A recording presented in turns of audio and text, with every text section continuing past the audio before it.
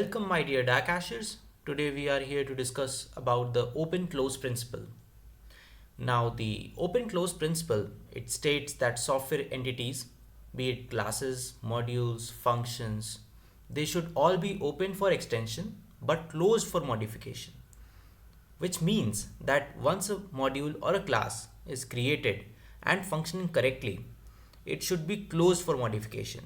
If you need to make some changes to the code, then you should just extend the class and you should just use it. You should not modify the existing code. Now this design principle, it ensures flexibility, scalability and maintainability over time. By adhering to this principle, developers can minimize the risk of introducing bugs or unintended consequences when making changes to existing code. Now, let us take an example. Let us say you have a real estate business and in your website you have some certain listings. Now, initially, you are just a real estate investor interested in residential listings. So initially you might have thought, okay, let us say we should create a class representing the residential listing. We should just name it listing for now, and we should have an address, the number of bedrooms, the area in square feet, and the other things. So, okay, your business is booming and working, but slowly what happens, you decide to venture into the commercial listing also. Now you'll have to modify this class. Now how will you modify it? Let us say you have a commercial listing. So of course a commercial listing, it does not have any bedrooms. So whenever you will be initializing this commercial listing object, then you'll have to modify the existing variable, the bedrooms, to 0.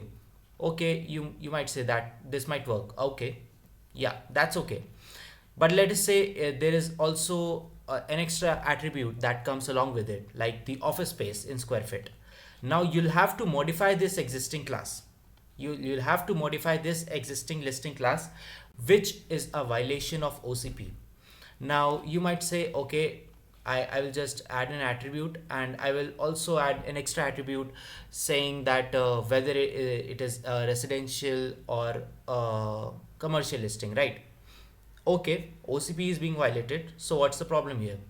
Now you might notice that uh, the code reusability, the code maintainability, it is being hindered here.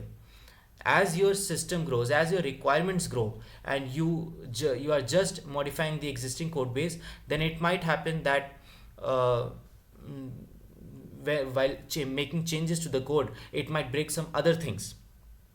So this is not a good way, this is not a good design pattern to follow whenever creating a new system.